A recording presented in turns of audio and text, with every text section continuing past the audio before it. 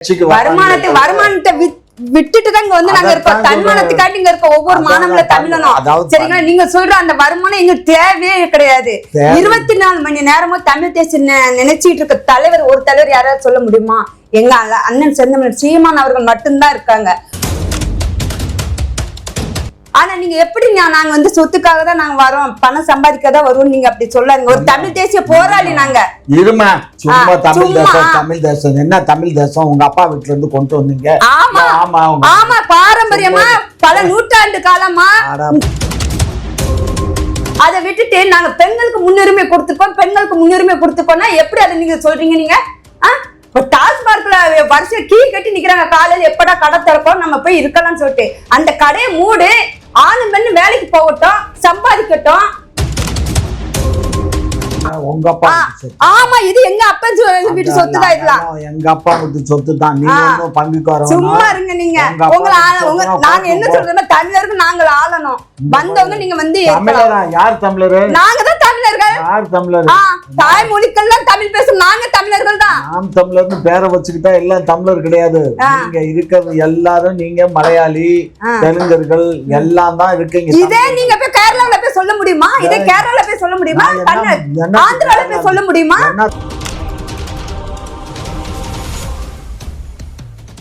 குக்கு செய்தி நேரில் அனைவருக்கும் வணக்கம். இன்று நம்முடன் இணைந்திருப்பது திமுகவின் மூத்த முன்னோடி முனைவர் காமாட்சி நாயுடு ஐயா அவர்கள் மற்றும் நாம் தமிழர் கட்சியின் மகளிர் பாசறை மாநில ஒருங்கிணைப்பாளர் தங்கம் ஆரியவர்கள். இருவருக்கும் வணக்கம். சீமான் அவர்கள் ஏன் தொடர்ந்து போராட்டத்துல ஈடுபட்டுக்கிட்டே இருக்காங்க? கல்லிறக்கும் போராட்டம், அதை தொடர்ந்து ஆடுமைக்கும் போராட்டம், இப்ப அடுத்து மொழிக்காக போராட்டத்துக்கும் வாய்ப்பு இருக்கிற மாதிரி தகவல்கள் வெளியாயிருக்கு. எதனால அப்படி தொடர்ந்து போராட்டம் மட்டுமே பண்ணிட்டு இருக்காங்க? அதாவது தொடர்ந்து போராடுற அளவுக்கு இந்த அரசாங்கம் வந்து நம்மளை தள்ளி விட்டுது. அதாவது மக்கள் தொடர்ந்து போராடுறதுனாலதான் மக்களுக்கு ஆதரவா நான் நிக்கிறேன் அப்படின்னு சொல்லிட்டு அண்ணன் தொடர்ந்து ஒவ்வொரு காலகட்டத்திலும் ஒவ்வொரு நாளும் ஒவ்வொருத்தரும் போராடும் பொழுது அண்ணன் வந்து துணையா நிக்கிறாங்க. ஏன்னா இந்த அரசியல் வந்து சரி கிடையாது. ஏன்னா நம்ம 60 ஆண்டு கால ஆட்சியில இவர மாதிரி இருக்க பெரியவங்க தேர்ந்தெடுத்த இந்த அதிகாரம் வந்து திமுகவும் அதிமுகவும் மாறி மாறி ஆண்டு நம்மள மாதிரி இருக்கிற இந்த இளைய தலைமுறைகள் வந்து நமக்கான உரிமையை எடுக்க முடியல. அப்போ வந்து தண்ணீர்லயும் சரி, படிப்புலயும் சரி, வசதியிலும் சரி ஒரு வாய்ப்பு இல்லை. நம்மளுக்கு இடவசதி இல்லை, ஒரு பாத்ரூம் வசதி கூட இல்லாம தான் இன்னைக்கு பாத்தீங்கன்னா சட்டக்கல்லூரியில போராடிட்டு இருக்காங்க. அப்போ நீங்க வந்து எங்களுக்கு என்ன ஒரு நலத்திட்டங்களை இந்த அரசாங்கம் கொண்டு வந்திருக்கு? இன்னைக்கு நீங்க பாத்தீங்கன்னா காவிரி தண்ணி வரணும்னு போராடுறாங்க. அப்போ ஒவ்வொன்றுக்குமே நம்ம போராடிதான் பெற வேண்டி இருக்குது. அந்த அதிகாரத்தை கொண்டு வந்திருக்காங்க நம்மளுடைய இந்த 60 ஆண்டு கால திராவிட ஆட்சிகள். அதை முறியடிக்கணும்னா அதுக்கு தமிழ் தேசியம் வந்தாகணும். அதுக்கு அண்ணன் சீமான் அவர்கள் தொடர்ந்து மக்களுடன் நான் இருக்கிறேன், நான் தொடர்ந்து என்ன மக்கள்ல நீங்க பள்ளத்துக்குள்ள தள்ளி விட்டாலும் உங்களுக்காக நான் குரல் கொடுப்பேன்னு நிக்கிறாரு. சொல்லுங்க. ஒவ்வொரு முறையும் உரிமைக்காக போராட மத்தவங்க எல்லாம் சம்பாதிச்சுட்டாங்க, கொஞ்சம் எனக்கு இடம் விடுங்க, நான் சம்பாதிக்கணும். உங்க ஆட்சியில எல்லாரும் சம்பாதிச்சுட்டாங்க அப்படிதானே? அவரு நினைப்பு எங்க அண்ணன் சம்பாதிக்கிறாருன்னு சொல்ல வரீங்களா? அவரு சம்பாதிக்கணுங்கிறதுக்கு எங்க அண்ணன் சம்பாதிக்கணும்னு நினைச்சிருந்தா எப்பவே அந்த திமுக அண்ணா திமுக 2 ஓட்டு சம்பாதிச்சுட்டு என்ன ஆதாரம் வச்சிருக்கீங்க? நீங்க தேவையில்லாம பேசாதீங்க.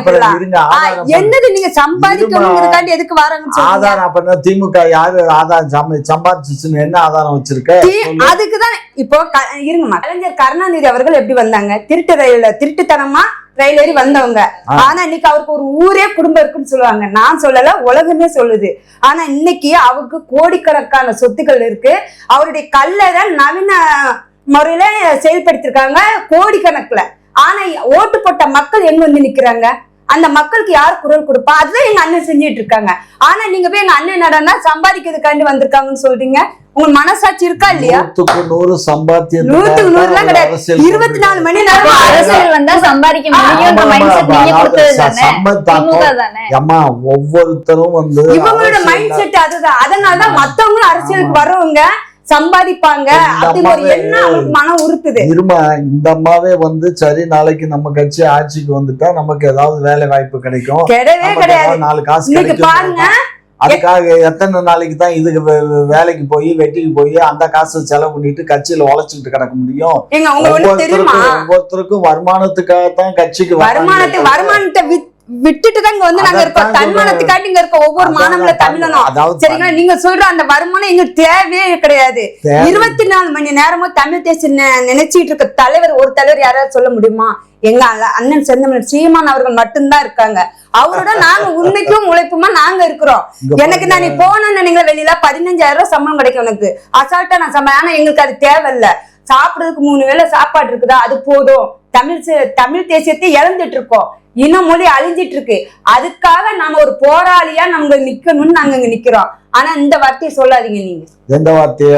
சம்பாதிக்கதான் இங்க வந்திருக்காங்கன்னு சொல்லாதீங்க. ஒவ்வொருத்தரும் நீ மட்டும் இல்ல, அரசியல்ல வரக்கூடியவங்க ஆதாயம் இல்லாம யாரும் அரசியலுக்கு வரல. ஒன்னும் பதவிக்காவது வரணுங்கிற எண்ணமாவது இருக்கும். பணம் சம்பாதிக்கலைனாலும் பதவிக்கு வரணும், நாளைக்கு ஒரு கவுன்சிலரா நீங்க வரணும்னு நினைக்கிறதுல நாங்க கவுன்சிலர் ஆகணும்னு நினைக்கிறது நாங்க சம்பாதிச்சு கொண்டு போகணும் கிடையாது. நாங்க வீடு மாறி கட்டணும், கண்ணாடி மாளிகை கட்டணும், நாங்க சொகுசுகாரில போகணும்னு நினைக்கல. என் தெரு காவா அடைச்சு கிடக்குது. அதை தாண்டிதான் என் பிள்ளைங்க வராங்க. என் பிள்ளைங்களுக்கு படிப்பு வசதி கிடையாது. படிப்பு வசதி இருந்தா அங்க பாத்ரூம் வசதி கிடையாது. சத்துணவு திட்டம் சொன்னாங்க. சத்துணவு திட்டத்துல ரவை கேசரிய செஞ்சு கொடுக்குறாங்க. அது என் பிள்ளைகளுக்கு நான் செஞ்சு கொடுக்க மாட்டேன்னா எதுக்கு அது ஒரு திட்டம் கொண்டு வரீங்க நீங்க? அதெல்லாம் எதுக்கணும். என் தமிழ் தேசிய மக்களுக்கு நாங்க சரியான அரசியலை கொண்டு போகணும் தான் நாங்க இங்க வந்து நிக்கிறோம். நீங்க வச்சிருக்கீங்க, அந்த சொத்தெல்லாம் எடுத்து கொண்டு வந்து தமிழ் தேசிய மக்களுக்கு செலவு பண்ண போறீங்களா? நீங்க வந்து எல்லாம் என்னத்தை வச்சு நீங்க அரசாங்க கஜானா காலியா? சரி, அரசாங்க கஜானா காலியா இருக்குன்னா எங்க இருந்து பணத்தை எடுத்துட்டு வருவேன்? இல்ல, அரசாங்க கஜானா காலியா இருக்குன்னா எப்படிங்க அவங்ககிட்ட இப்ப கோடி இருக்குது? அரசாங்க கஜானா காலியா இருக்குன்னா கலைஞர் வந்து இப்ப கோடி எப்படி பொருள்றாங்க? உதயநிதிக்கு கோடிக்கணக்குல சொத்து இருக்குன்னு லிஸ்ட் வருது. அதுக்கடுத்து இன்ப நிதியை கூட்டு வராங்க. அப்புறம் இன்னொன்னு அடுத்ததும் கூட்டு வருவாங்க. அக்கா கனிமொழி அக்காவுக்கு எனக்கு எம்பி பதவி கிடைச்சா போதும் அப்படிங்கறத மூச்சு விடாம இருக்கிறாங்க. எத்தனை வீடியோ நான் வந்த மதுவிலக்கை நாங்க மூடுவோம், இந்த மதுவிலக்கால இது பெண்கள் வந்து தாலி அறுத்து விதவி ஆயிடுறாங்க, குடும்பம் சீரழிது, நாங்க வந்து அதை அடைப்போம்னு சொன்னாங்க. என்னைக்கா பேட்டியில் நின்று குரல் கொடுத்தாங்களா? அவங்க சாவியா அவங்க பேர்லயுமே மதுக்கடை இருக்குது. அதுக்கு உங்களால பேச முடியுமா? அவங்க வந்தா மதுக்கடை அடைச்சா அவங்களுக்கு வருமானம் எங்க போகும்? சொத்து இல்லாம எப்படி போறதுன்னு தான் அவங்க அந்த கடையை மூடாம பாதுகாத்துட்டு இருக்காங்க. ஆனா நீங்க எப்படி நாங்க வந்து சொத்துக்காக தான் நாங்க வரோம், பணம் சம்பாதிக்கதான் வருவோம் நீங்க அப்படி சொல்லாங்க. ஒரு தமிழ் தேசிய போராளி நாங்க. இருமா சும்மா தமிழ் தேசம் தமிழ் தேசம் என்ன தமிழ் தேசம் உங்க அப்பா வீட்டுல இருந்து கொண்டு வந்தீங்க? ஆமா ஆமா, பாரம்பரியமா பல நூற்றாண்டு காலமா தமிழ் தேசியம் நம்ம உணர்வுல வந்தது. இங்க வந்து அப்ப சொத்து ஆதி சொத்து கிடையாது. இந்த இன உணர்வு வந்து தமிழ் சொத்து வந்து நம்ம நரம்புல இருக்கு, ரத்தத்துல இருக்கு. அந்த ஜெபஸ்டியன் கொண்டு வரல, ஜெபஸ்டியன் கொண்டுட்டு வரல. நீங்க இப்ப பேசுறது பாத்தீங்க. நீங்க சும்மா இருங்க. ஒரு விஷயம் நல்லா தெரிஞ்சுக்கோங்க, அரசியல்ல வரும்போது எல்லாரும் அப்படித்தான் பேசுவாங்க. எல்லாரும் இந்த கட்சி ஊழல் பண்ணிருச்சு, நான் ஆட்சிக்கு வந்தா ஊழல் பண்ண மாட்டேன் அப்படிதான் பேசுவாங்க. ஆட்சிக்கு வந்த பின்னாடிதான் தெரியும் அவங்கவுங்க என்னென்ன தப்பு பண்றாங்க, என்னென்ன நல்லது பண்றாங்க. ஆட்சியில உட்காந்து பார்த்தா தான் இப்போ ஆட்சிக்கு வர்றதுக்கு முன்னாடியே எங்க அண்ணன் வந்து பல அறிக்கையை வெளியிடுறாரு. ஒவ்வொரு திராவிட அரசியல் அறிக்கைக்கு வெளியே அனுப்பும் போது அதுக்கு கருத்து அனுப்புறாரு. இதை நீ செஞ்சனா நாங்க ஆர்ப்பாட்டம் பண்ண போராட்டம் பண்ணும் அப்படின்ட்டு. உடனே அதை ரத்து செய்யறதா இல்லையா? அங்க எங்க அண்ணன் இருக்காருல்ல, தமிழ் தேசியம் இருக்குல்ல, கல்லு இறக்கும்னு சொன்னாரு. இறக்கி முடிச்சாரா இல்லையா? கல்ல இறக்குனீங்க, பதனி இறக்கி விட்டு கல்லுன்ற இந்த மாதிரி இறக்கி இருந்தா நேரம் ஜெயிலுக்கு போயிருக்கணும். அது வாய்ப்பே கிடையாது. உலகமே நீங்க அண்ணனுக்கு சப்போர்ட்டா இருக்கையா? உலகமா நீ நினைச்சிட்டு இந்த தமிழ்நாட்டு அரசியல இப்ப ஏற்கனவே பாத்தீங்கன்னா அண்ணன் சீமானி கருத்து இல்லாம ஆமாமா கல்லுனாக்க போலீஸ்காரன் விட்டு வைக்க மாட்டான். எங்க மறைமுகமா எல்லாருக்கும் சுண்ணாம்பு தாங்க தடவணும், வேற ஒண்ணுட்டு இல்ல. அந்த இது அதுல கொஞ்சோண்டு சுண்ணாம்பு போட்டா போதும். அதனால அது உங்களால ஏறி கறக்க முடிஞ்சுதா, ஏறி இறக்க முடிஞ்சுதா? இல்ல அந்த தில்லு எங்க அண்ணனுக்கு தானே இருந்தது. தில்லு இல்லாம நீங்க இந்த மாதிரி பேசும்போது உங்களுக்கு என்ன தெரியுமா, சாரை ஏத்தாலும் வருமானம் இருங்கயா. உங்க அண்ணனையும் வர சொல்லு, நானும் ஏறுறேன். நான் காலில தடை மாத்திரம் போட்டு ஏறுறேன். எனக்கு வயசு 78 ஆச்சு, உங்க அண்ணனுக்கு 61 வயசு ஆகுது. உங்க அண்ணனை தடையை மட்டும் போட்டு ஏற சொல்லு, ஏறுறோம். 2 பேரும் 2 மாசம். நீங்க 3 படிக்கு மேல ஏறி இருக்க மாட்டீங்க, ஏற மாட்டீங்க. நீங்க 3 படிக்கு மேல ஏற முடியும். எங்க அண்ணன் படி ஏறி மேல ஏறி அந்த புண்ணிய சிரிப்பு சிரிச்சாரு பாருங்க, அதுதான் எங்க அண்ணனோட வெற்றி. இப்போ இறக்குனது கல்லா பதனியாங்கிறது இல்ல, அது எதுக்காக பண்ணாரு? மது வேணாம், அதுக்கு பதிலா கல்லு எவ்வளவோ. கல்லு என்ன, அது என்ன, அதுக்கு மது இல்லையா? கல்லு இல்ல, ஆனா அது உடம்புக்கு அந்த அளவுக்கு தீங்கு விளைவிக்கும். டாக்டர் படிச்சுட்டு வந்தாரா உடம்புக்கு தீங்கு? இவன் தான். நீங்க டாக்டர் படிச்சுட்டு வந்தீங்களா? சாராய கடை திறந்து அத்தனை சாராய கடை திறந்து வீட்டுல இருக்க பெண்கள் எல்லாம் விதைவா இருந்துட்டு இருக்காங்க. இவங்க சொல்றாங்களா பெண்கள் வேலைக்கு போறாங்க, நாங்க முன்னுரிமை கொடுத்துருக்கோம். இருக்கும்னு சொல்லிட்டு பெண்கள் மனசை தொட்டு இருங்க இவங்க சொல்றேன் மனசை தொட்டு சொல்லுங்க. ஒவ்வொரு வீட்டு பெண்களும் ஏன் வேலைக்கு போறாங்க? அந்த வீட்டு ஆண் வந்து குடிச்சிட்டு ரோட்ல கிடக்குறான். தான் வருமானம் தாண்டி நம்ம குடும்பத்தை நடத்தி அவனுங்க கட்டாயத்துக்கு அந்த பெண்கள் தள்ளப்படுறாங்க. நம்ம குழந்தைகளை பெத்துட்டோம், அவங்கள வளர்த்து ஆளாக்கணும் அப்படிங்கிற நிலைமைக்கு அந்த பெண்கள் தள்ளப்படுறதுனாலதான் வேலைக்கு போறாங்க. பெருசா நாங்க பெண்களுக்கு நாங்க இப்ப பாதுகாப்பாக சுத்துறாங்க. எங்க சுத்துறாங்க? எத்தனை பேர் வேலை வாய்ப்பு போகும்போதும் சரி, பஸ்ல போகும்போதும் சரி, எவ்வளவு இன்னல்களை தாண்டி போறாங்க. ஒவ்வொரு இப்போ யாரா இருக்கட்டும், போற பெண்கள் எப்படியுமே பாலியல் தொல்லை நடந்துட்டு தான் இருக்கு, பாலியல் சீண்டல்கள் நடந்துட்டு தான் இருக்கு. ஆனா அதையும் தாண்டி தன் குடும்பத்தை காப்பாற்றணும்னு போறாங்க. அதை விட்டுட்டு நாங்க பெண்களுக்கு முன்னுரிமை கொடுத்துக்கோன்னா எப்படி அதை நீங்க சொல்றீங்க? நீங்க டாஸ்மார்க்ல வருஷம் கீ கட்டி நிக்கிறாங்க. காலையில எப்படா கடை திறக்கும், நம்ம போய் இருக்கலாம்னு சொல்லிட்டு அந்த கடையை மூடு. ஆணு பெண்ணு வேலைக்கு போகட்டும், சம்பாதிக்கட்டும். மாசம் 30,000 வருமானம் வருதுன்னு நினைங்களேன். 30,000 நான் என் பெண்ணு வேலைக்கு போறாங்களோ அவங்களுக்குமே தான். நான் சம்பாதிக்கிறேன், நான் அரசியலை நான் தேர்ந்தெடுக்கிறேன்னு சொல்லும் பொழுது நான் கை நிறைய சம்பாதிக்கிறேன்னு சொல்றீங்கல்ல, எங்க நீங்க ஒரு இஎம்ஐ இல்லாம இருக்கிறீங்களா? வண்டியில இருந்து இப்ப எல்லாத்துலயுமே இஎம்ஐ. 10ஆம் தேதிக்கு இஎம்ஐ முடிச்சுட்டு நீங்க மறுபடியும் என்ன இருக்கீங்க? கையில பர்ஸ்ல ஒண்ணுமே கிடையாது. அப்ப யாருக்கு நீங்க 24 மணி நேரமும் வேலைக்கு போறீங்க? யாருக்கு தெரியுமா? தனியார் நிறுவனத்துக்கு, கார்பரேட்.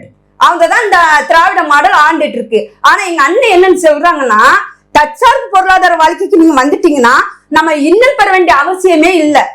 அதுக்குதான் கல்ல இறக்குனது. இந்த சாராயத்தால குடும்பமே சீரழிஞ்சிட்டு இருக்கு. கல்ல இறக்குனா அதுல வந்து மருந்து இருக்கிற நிலைமையில தற்சார்பு பொருளாதாரம் சாத்தியமாங்க. நானும் கிராமத்து பொண்ணுதான். எங்க ஊர்ல திருநெல்ல பாத்தீங்கன்னா நாங்க இப்ப நாங்க பீடி சுத்துவோம். பீடி கணக்கு போட்டு வராங்கன்னா வரும்போதே என்ன பாப்பாக்கா என்ன சமையல்னு கேட்பாங்க. இதா இருக்கு, ஏதாவது கத்திரிக்காய் இருந்தா குடும்பாங்க, ஒரு தக்காளிய குடும்பாங்க. சொலவுல இருக்கும், எடுத்துட்டு போயிட்டு சமைப்பாங்க. ஒரு கத்திரிக்காய் ஒரு தக்காளி எடுத்துட்டு போயிட்டு சும்மா கடைஞ்சிருவாங்க. ஒரு பச்சை மிளகா போட்டா கூட்டு. ஆனா இன்னைக்கு அது இருக்கா? இன்னைக்கு ஒரு கூட்டு வைக்கணும்னா நீ 300 ரூபாய் செலவு பண்ற. ஆனா அதுல இருக்க நச்சு பொருள் யாருக்கா தெரியுமா? ஆனா இன்னைக்கு போயிட்டு நீ ஒரு கத்திரிக்காய் கேட்க முடியுமா? தவிச்ச வாய்க்கு தண்ணி கேட்க முடியுமா? இன்னைக்கு தவிச்சவாய் இந்த பாட்டுல 10 ரூபா. அப்ப தற்சார்பு பொருளாதாரம் கண்டிப்பா வரும். அத மக்கள் ஆதரிப்பாங்க. மறுபடியும் எல்லாம் மாடு மேய்க்க ஆடு மேய்க்க கிராமத்துக்கு போயிருவீங்க.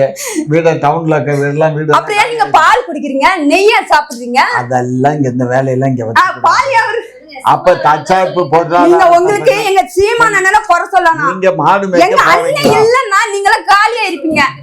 ஏமா பால் வருது வாஸ்தவம் தான், பால் நாங்க குடிக்கிறோம். நீங்க போய் மாடை மேய்ச்சு பாலை கறந்து பண்ணையில ஊத்துங்க. அது தற்சார்பு பொருளாதாரம் உங்களுக்கு நிறைய கொடுக்கும். முதல் செய்து காட்டுங்க, அதுக்கப்புறம் அதை செஞ்சுட்டு தானே இருக்கிறோம். அவர் என்ன சொல்லியிருக்காருன்னா, இப்போ பால் மாட்டு பொருட்கள் எல்லாமே இறைச்சி கொண்டு ஆந்திரால தான் வருது, தமிழ்நாட்டுல அதுக்கான சாத்தியக்கூறே இல்லை அப்படின்னு சொல்லிட்டு தான் சொல்லியிருக்காங்க. இதை தொடர்ந்து அமைச்சர் மனோ தங்கராஜ் அவர்கள் சொல்லியிருக்காங்க, விமர்சனங்கள் இந்த மாதிரி இருந்தா வரவேற்கத்தக்கதா இருக்கும். கிராமங்கள்லயும் ஆவின் பால் பொருட்கள் நாங்க இனிமே அதிகமா வழங்க போறதா சொல்லியிருக்காங்க. நீங்க ஏன் கிராமங்கள்ல ஆவின் பால் வழங்குறீங்க? மாடு ஆடு மாடு வளர்க்குறவன் என்ன பண்ணுவான்? நீங்க ஆவின் பால் பாக்கெட் போட்டு வித்துருவீங்க. அப்ப ஆடு மாடு வச்சு விவசாயம் பண்றவன் என்ன பண்ணுவான்? உனக்கு 5 ரூபாய்க்கு ஊத்திட்டு நீ 30 ரூபாய்க்கு வித்துட்டு போவ. விவசாயம் என்ன பண்ணுவான்? தூக்குப்பட்டு சாக முடியும். அது எப்படி நீ ஆவின் பால் நாங்க இறக்கும்னு நீங்க எப்படி சொல்லலாம்? எங்களுக்கு டின்ல மாடு பால் கறந்து டின்ல ஒவ்வொரு வீட்டுக்கும் பால்காரங்க கொண்டாந்து பால் ஊத்துவாங்க. அந்த வழிமுறையை கொண்டு வா. நீ ஏன் ஆவின் பாலுக்கு போற? நீ அதெல்லாம் தூர தள்ளிட்டு நீ அந்த டின் எடுத்துட்டு வா. தெரு பால் கிராமத்துக்கு பால் ஏஜென்ட் இருப்பாங்க. அவங்க மூலமா நீ பால் கறந்து ஒவ்வொரு வீட்டுக்கு நீ பால் கறந்து கொடுங்க. 1 லிட்டர் 1/2 லிட்டர்னு சொல்லிட்டு எதுக்கு பாக்கெட் உற்பத்தியை கொண்டு வரீங்க? பிளாஸ்டிக்கே தடை செய்யுங்க. சும்மா வாயிலெல்லாம் மூலம் போடக்கூடாது, நடத்தி காட்டணும். அரசியல் அதிகாரம் உங்க கையில இருக்கும்போது நீங்க அதை நடத்தி காட்டாம நாங்க ஆவின் பால் நாங்க ஆதரிப்போம்னா விவசாயிக்காண்டி என்ன பண்ணிருக்கீங்க நீங்க சொல்லுங்க. நீங்க மாடை மேய்ச்சு நாங்க ஆடு மாடு மேய்க்கலன்னா அவர் தான் 3000 மாடை ஓட்டிட்டு போய் நான் மேய்ப்போம். நாங்க மேய்ப்போங்க. அது ஆடு மாடு மேய்க்கட்டும், கறி சாப்பிடாதீங்க. நீங்க கறிலாம் சாப்பிடாதீங்க. ஆடு மாடை மேய்க்கட்டும், பாலை 10 முட்டை இல்லைன்னா ஒரு குடும்பத்துல வாழ்றது கிடையாது. ஆனா அந்த 10 முட்டை கோழில இருந்து தான் வரும்னு யாருக்கா தெரியுமா? அது அவங்களே உற்பத்தி செய்யறாங்க. நீங்க சும்மா இருங்க. எல்லாமே பிளாஸ்டிக் முட்டை. அதை நீங்க விரும்பி சாப்பிடுறீங்க. உங்க நல்லதுக்காக நாங்க விவசாயத்தை கொண்டு வந்து ஆடு மாடு வளர்த்து அதுல கோழி முட்டை கிடைக்குது, கோழிக்கறி கிடைக்குது. ஆடுல இருந்து நம்மளுக்கு ஆட்டுப்பால் வருது. ஆட்டுப்பால்லாம் அவ்வளவு உடம்புக்கு நல்லது. அந்த நம்ம தோல்லாம் நம்மள இந்த மத்தல் அந்த அடிப்பாங்களா அதுக்கு பயன்படுத்துவாங்க. இப்படி நாம வளர்க்குறதுலயுமே நமக்கு நிறைய பொருட்கள் வந்து அங்க நம்மளுக்கு சேகரிக்குது. அப்படி இருக்கும்போது நீங்க எப்படி அதை நீங்க கேவலமா நடத்த முடியும்? ஒரு விவசாயிக்கு பொண்ணு கொடுக்க மாட்டேங்கிறாங்க. கேட்டோம்னா அவன் விவசாயி, அவனுக்கு எப்படி நான் பொண்ணு கொடுக்க மாட்டோம் அப்படிங்கிறீங்க. அதே அரசு அதிகாரத்துல அவன் இருந்திருந்தா பொண்ணு கொடுக்காம எப்படிங்களா? டாஸ்மார்க்ல வேலை செய்யறவனுக்கு அரசு ஊழியர், அவனுக்கு லைன் கட்டி நிக்கிறாங்க பொண்ணு. ஆனா வயிற்றுக்கு சேர்த்து விவசாயம் உழைக்கிறவங்களுக்கு நீ என்ன பட்டம் கொடுக்கறவங்களுக்கு? சாதாரண விவசாயின்னு அவ்வளவு கேவலமா போயிட்டா உங்களுக்கு? ஆடு மாடுன்னா உங்களுக்கு அவ்வளவு கேவலமா போயிட்டா? நான் சொல்றது ஒன்னே ஒண்ணுதான். என்ன? நீங்க எங்களுக்கு வழிய காட்டுங்க. நீங்க நாங்க வழிய காட்டுறோம், வந்து பாருங்க. கறந்துங்க, பாலை கறந்து. நீங்க சொந்த ஊர் எது உங்களுக்கு? திருநெல்வேலியா, தூத்துக்குடியா? இருப்பா. ஏன் உங்களை நானும் பார்த்துதான் இருக்கிறேன். சும்மா திமுக பத்தி பேசிட்டு இதே பேசுறீங்கல்ல. என்ன நடைமுறைப்படுத்திருக்காங்க சொல்லுங்க. இவங்க 4.5 வருஷம் ஆக போகுது.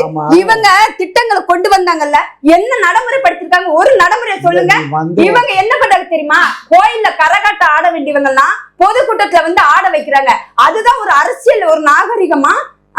பெண்களும் இருக்கிறாங்க. நீ என்ன பண்ணணும்? நாங்க இத்தனை ஆண்டு காலமா நாங்க ஆட்சி செய்திருக்கோம், உங்களுக்கு சாதனை படுத்திருக்கோம், அதை பெருமையா பேசு. அது உன்னால் பேச முடியுமா?